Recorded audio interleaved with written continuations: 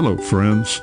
I'm your host, Dave Layton, and welcome to Signs of Our Time, discovering America's heritage, one sign at a time. This podcast is designed to provide the story behind the story found on America's roadside historical signs.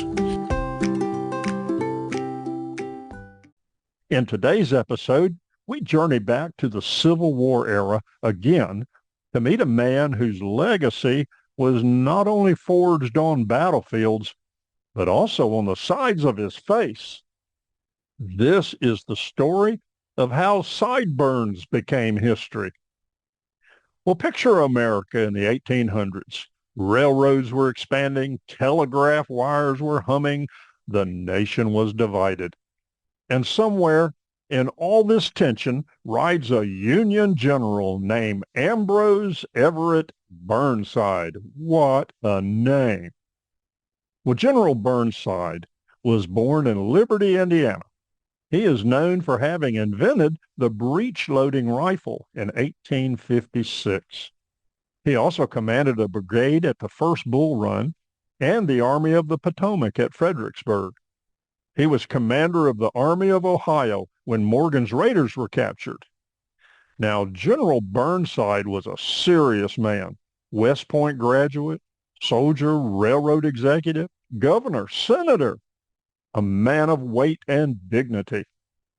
But history, my friends, can be delightfully unpredictable. Because while General Burnside fought bravely for the Union, what many people remember most was his facial hair. General Burnside sported a magnificent arrangement of whiskers that stretched boldly down both cheeks and connected to his mustache, while his chin remained clean-shaven.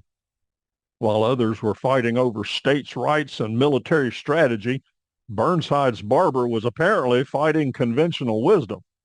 Imagine the first time someone saw him.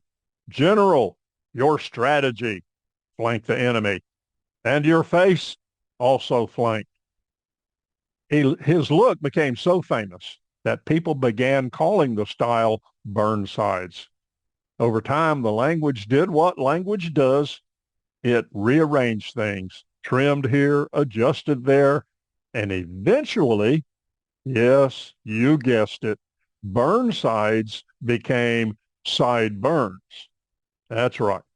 Every time someone discusses sideburns, they are unknowingly participating in a Civil War vocabulary lesson.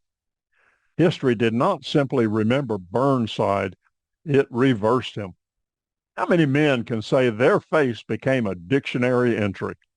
George Washington gave us incredible leadership as the father of our nation and the leader through the Revolutionary War.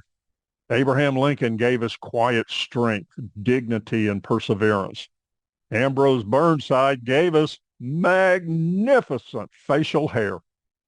Some men leave statues. Some leave speeches. General Burnside left grooming standards. But perhaps there is something surprisingly meaningful here. History often remembers people for unexpected reasons. We may strive for greatness in one area, only to leave our mark in another. General Burnside likely hoped to be remembered for military leadership. Yet generations later, teenagers staring into bathroom mirrors owe him a nod of gratitude. It reminds us that influence often works in ways we never anticipate. Sometimes in life, the race, the battle, or even the beard take surprising turns. Each of us leaves a mark, sometimes profound, sometimes practical, and sometimes amusing. So the next time you pass a historical marker, remember, behind every plaque may be a story of courage, innovation, or possibly exceptional grooming. And the next time you hear the word sideburns, remember General Ambrose Burnside, the man who turned facial hair into history. Because in America, even whiskers can become a landmark. Well, friends, there you have it. A story behind the story from America's historical signs and markers. I hope you enjoyed this episode. I invite you to subscribe and continue listening as we bring more episodes about the rich heritage of our great nation. I'm your host, Dave Layton, and thank you for listening and safe travels.